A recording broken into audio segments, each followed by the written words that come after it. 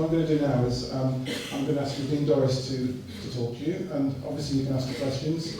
Nadine's on a bit of a tight schedule, so obviously we'll keep it as long as she needs to do before she needs to go.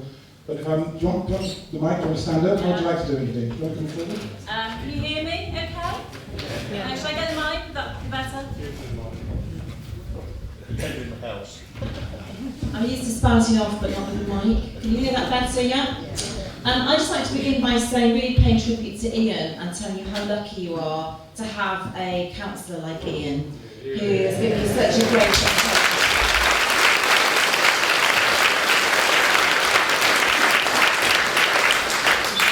I first met Ian when I became an MP 8 years ago, and I think you were a little probably then, Ian. And I think he came over to see me in the library. I tried to persuade him to cross the floor, as it were, and the man was not returning.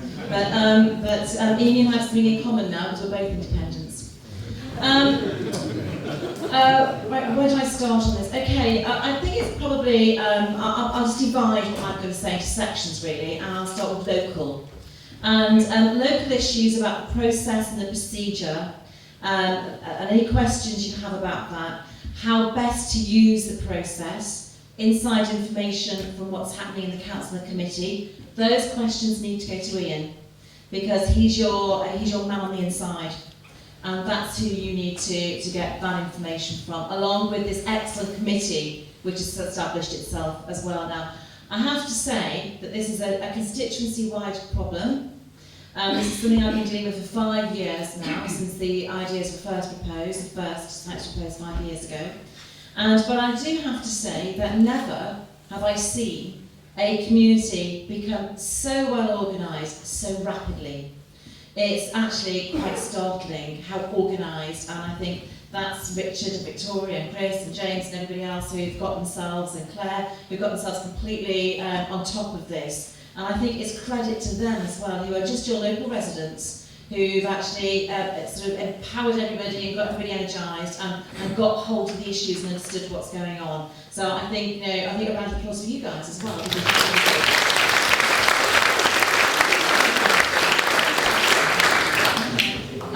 But that's another thing, let's get down to the work. So local issues, take them over to Ian.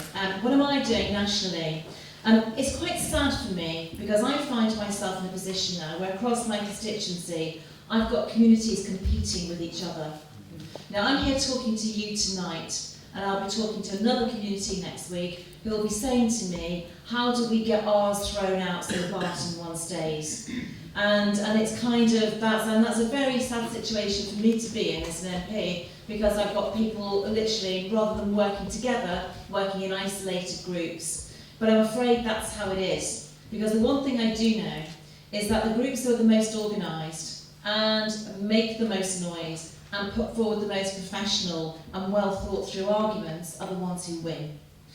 Now you have an advantage that other groups don't have across the constituency, and your advantage is numbers, because, and I think Ian will bear this out, the other sites are, you're in a conurbation, the other sites are in villages.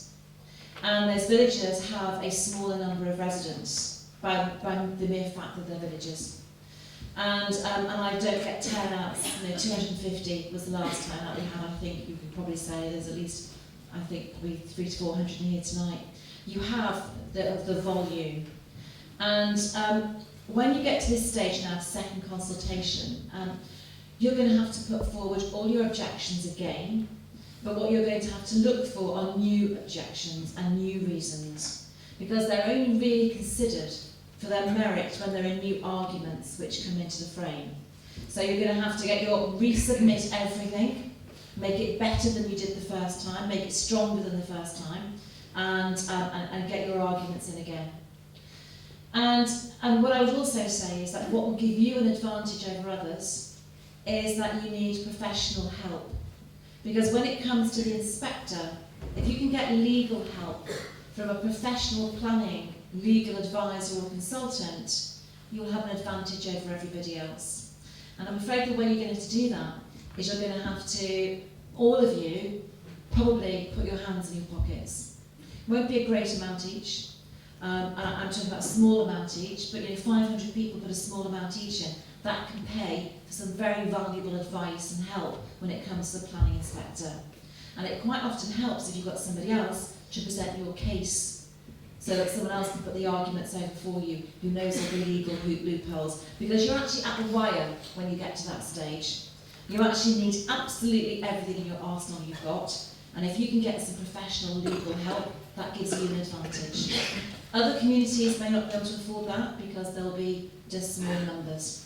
So that's where you really need to go, really. And I think Richard has already done some preliminary work on that. I think has a report already from a planning consultant that they've paid for. So I think he's already got the ball rolling on that. So Nadine, Richard's going to talk afterwards. You should just go through Okay, fine. Yeah.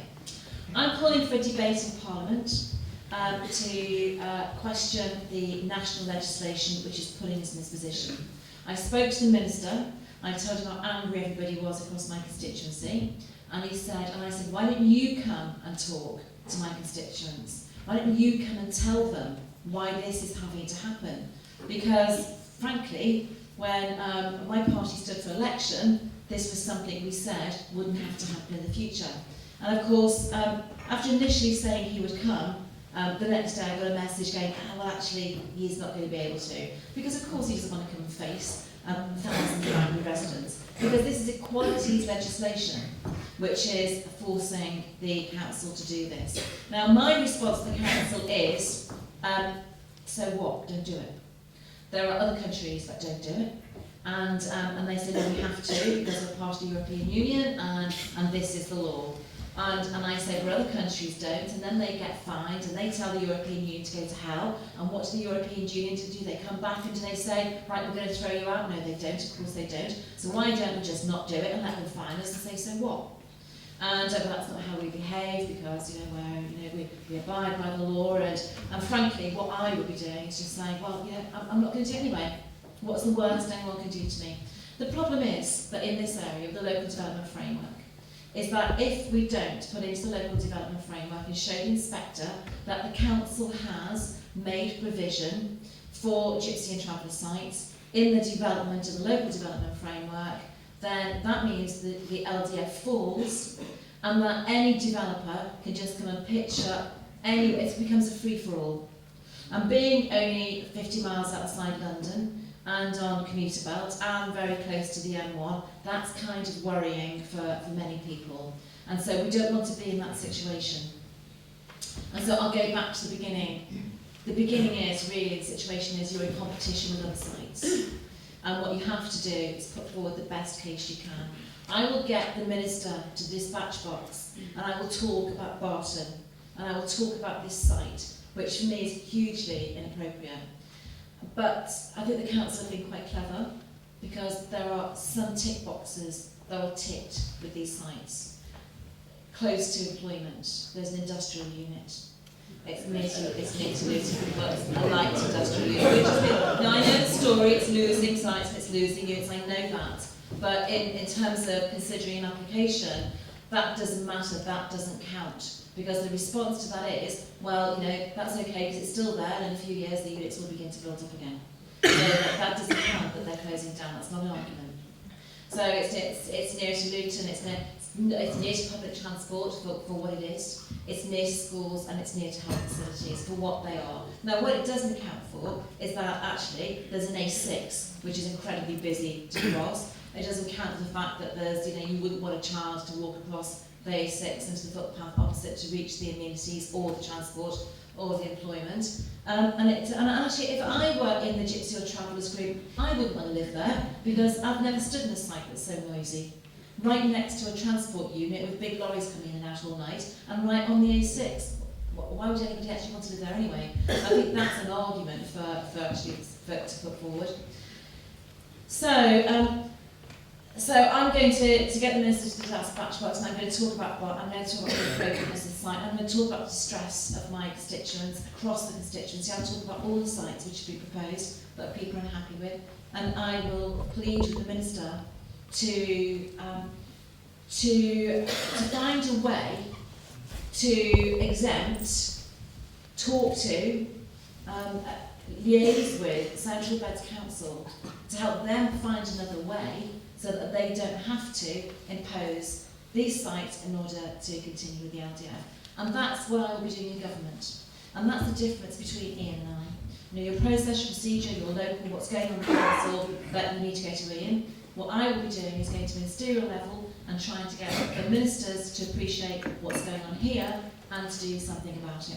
The thing that really distresses me is this, that I stood at the last election on a platform of localism. One of the bills of this coalition which really excited me was the localism bill, and how that would give power back to local people.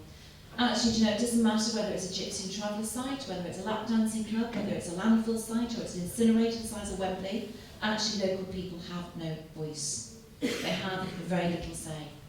And that depresses me hugely. And so that is why, that's what I will raise with the Minister of Dispatch Box. However, where there have been successful fights in the past, people have actually used the localism bill to their advantage. But you really need professional help with that. Unless any of you are very well legally trained in planning law, you actually need somebody who understands the localism bill, has already presented cases on it, and understands it backwards. And that's the kind of help you need to go. And so I suppose I'll finish there. I'm really sad that we're in this position. I'm sad that lots of the villagers are in this position. And I think it's a bad time that the village is going to go through.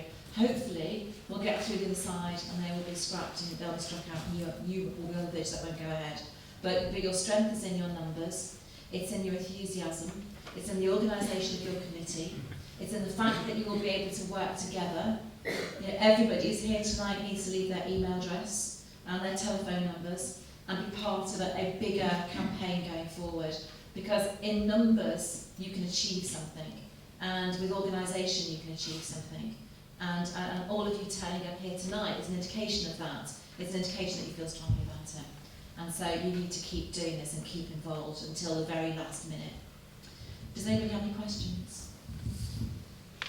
Gosh, yeah, can we bring forward a vote on whether we say Europe or not? Because that's all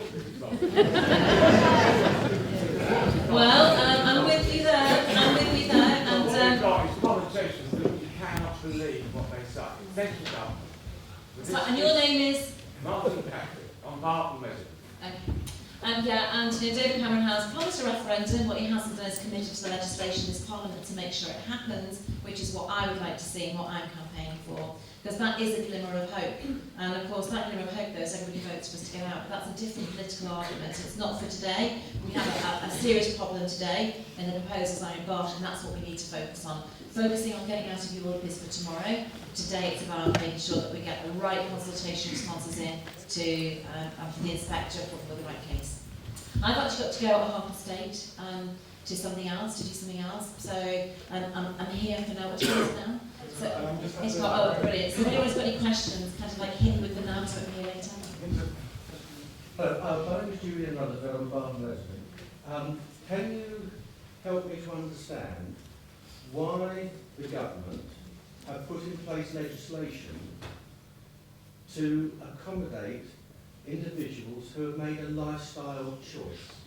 I cannot, if somebody is disabled, then obviously there's a requirement for reasonable adjustment and that sort of thing. But gypsies and travellers have made a lifestyle choice. And at the end of the day, the government appears to be rolling over for this particular group of people for no apparent reason. Can you explain to me, please, the logic behind government giving preferential treatment to people because of a lifestyle choice? Okay, we've got a question. It's equalities legislation. It's a very good question. It's equalities legislation. And it's something the government has no control over. It's something that Eric Pickles thought that we wouldn't have to agree to when we came into government. Actually, I don't think we did.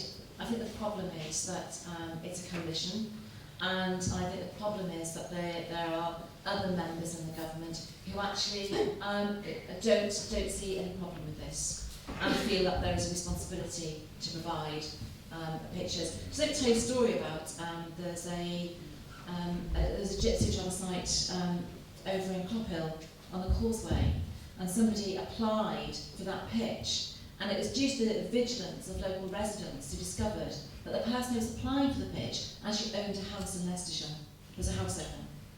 And so one of my questions is, what actually qualifies you for the grouping of, to go into the Gypsy and Traveller groupings? What qualifies you for that? Because if you're a house owner, then, and that was brought up at the inspection, and the planning application for that pitch was being made by that individual and was thrown out.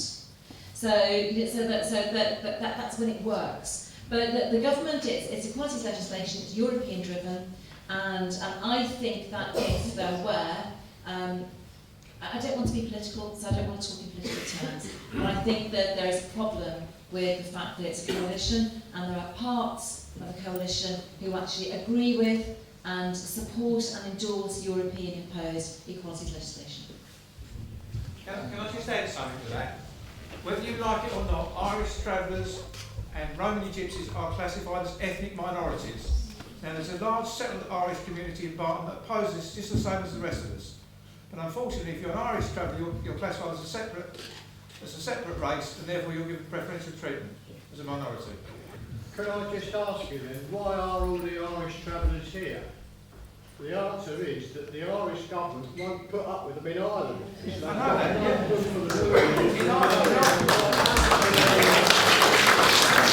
In Ireland, if you settle on private land, the police come and move you on. Over here they don't. Exactly, that's the point. That's where the government should come down on. But unfortunately, there's people like Nadine that will actually try to change this for us.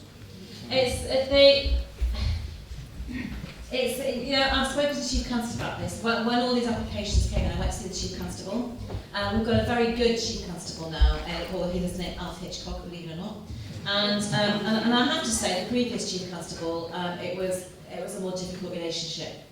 Alf is very responsive to complaints, and I actually said to him, there was a site, a problem that I had, and if any of you know, I'm trying to think of where it is, where the landfill site.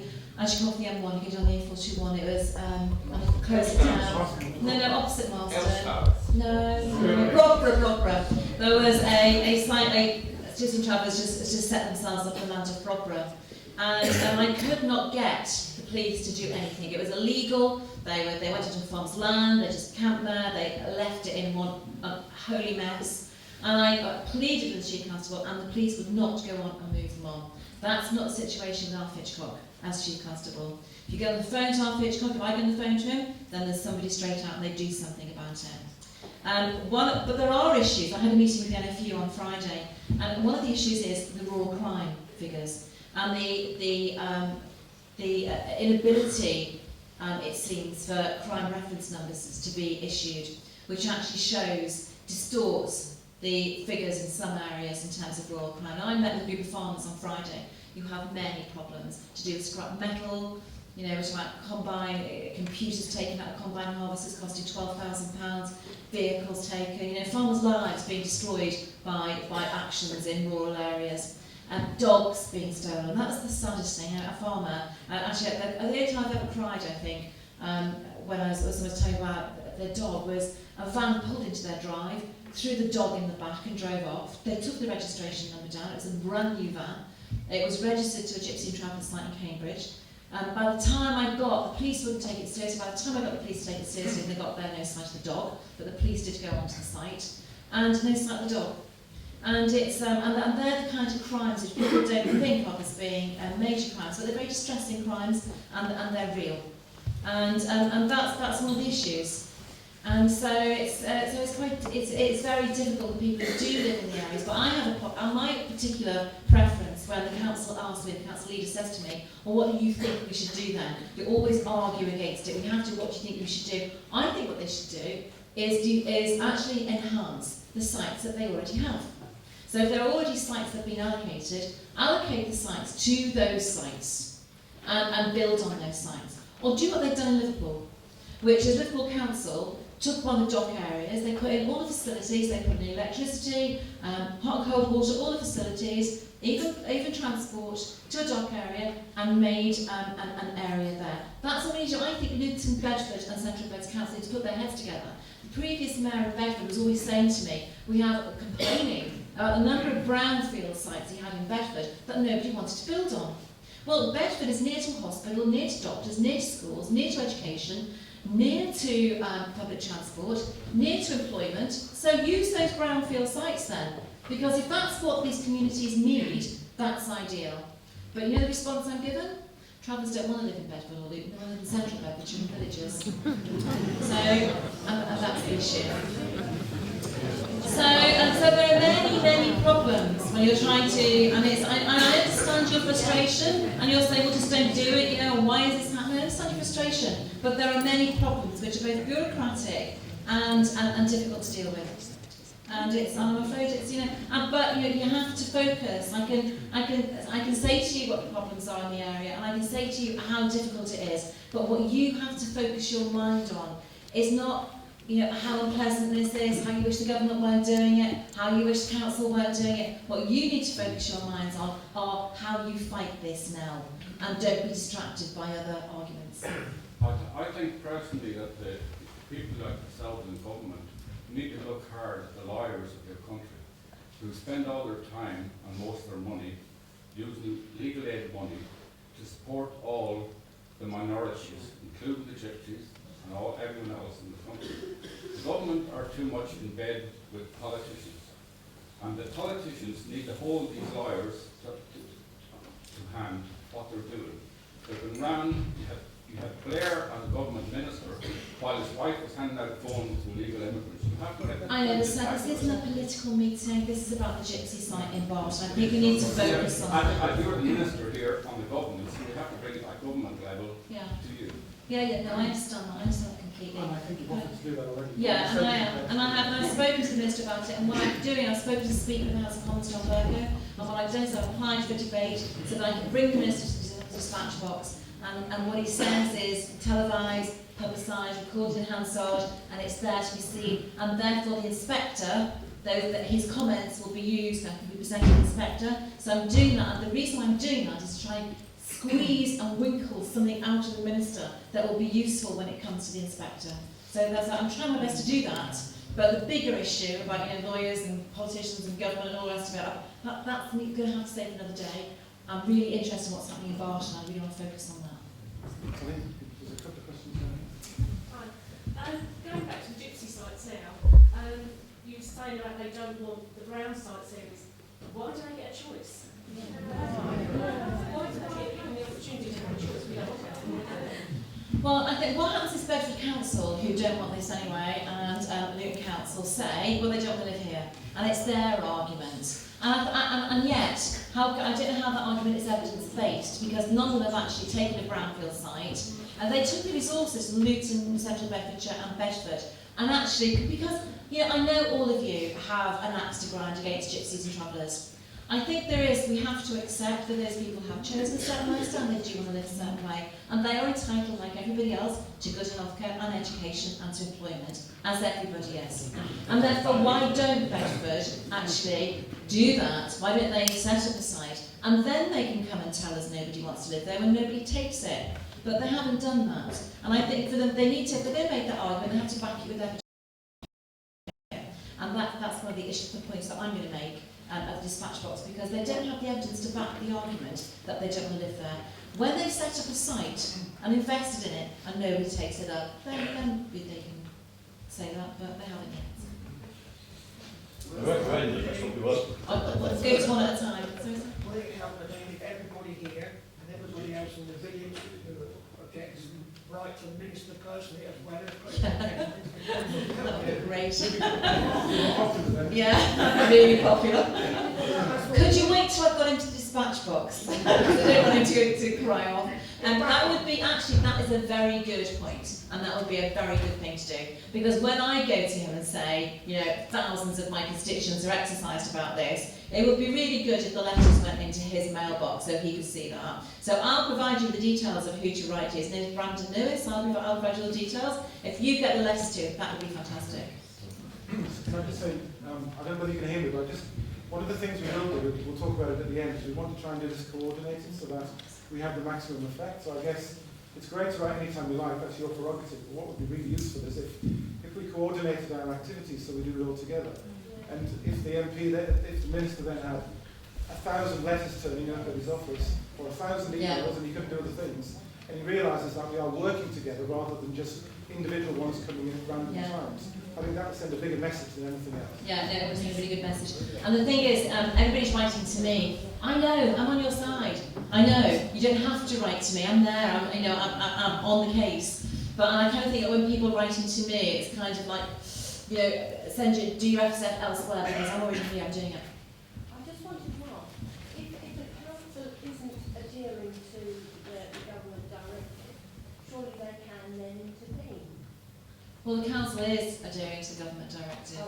That's the problem. We'd like them not to. So they're being a very good council and doing exactly what they're told. I'd like them, I probably can't say actually what's being called what I said in the car earlier, but I'd like them to man up. That's a better way, a more polite way of putting it. And, Okay. Are we done? Anyone else? Oh yeah, sorry. One very back. Where are all these people coming from that suddenly need these sites? Well, it is true that Ireland has a zero tolerance policy. Dozens and dozens of sites all of a sudden. Yeah. So Where are they coming from? So can I just answer that one? Because Ian's done some research about the numbers and wanted to challenge the numbers. And that's going to be one of our arguments, that we think the numbers that the council come up with are flawed.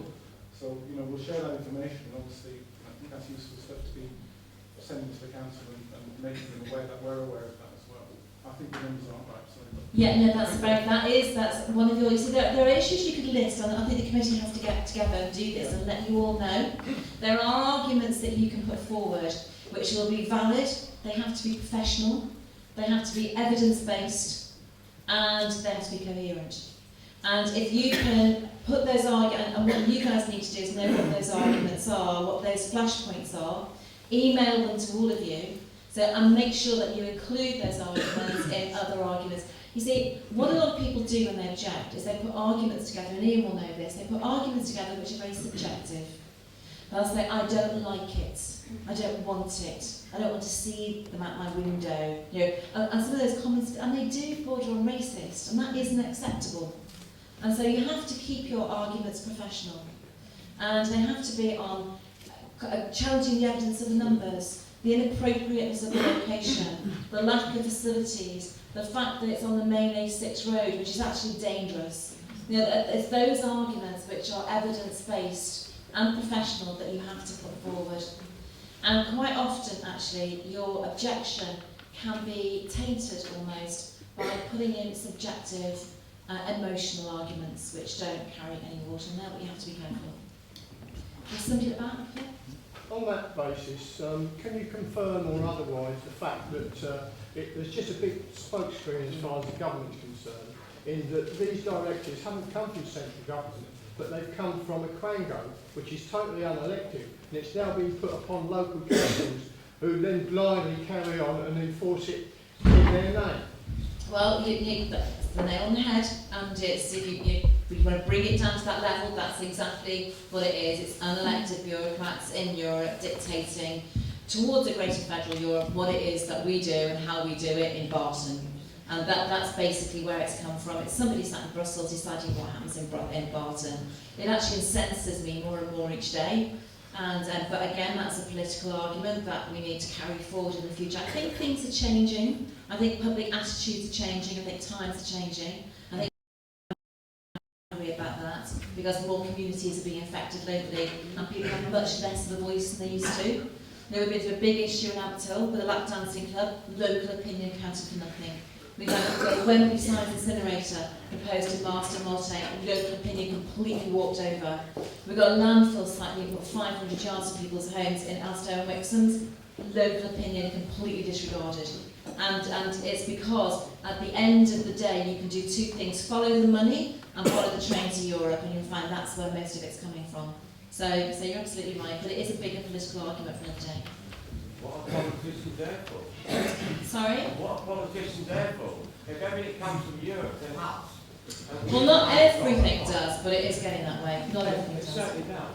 And one thing that does concern me is the remark that was past that if these sites are not designated as they're supposed to do, the gypsies have got the right to stop anywhere they like and nothing will be done.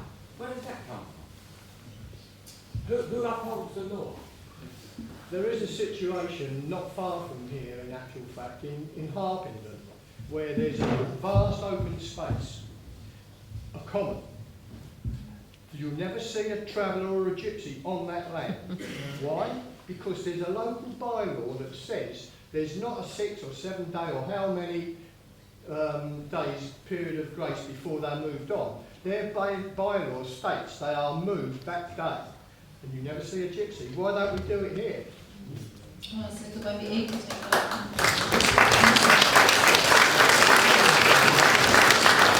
I think that's something to be explored because that's a council issue. So I think if Ian can take that park and ask, and Ian, it might be worthwhile to contact Harpenden Council, that's if that's true, and if that's true, find out how they got to that position.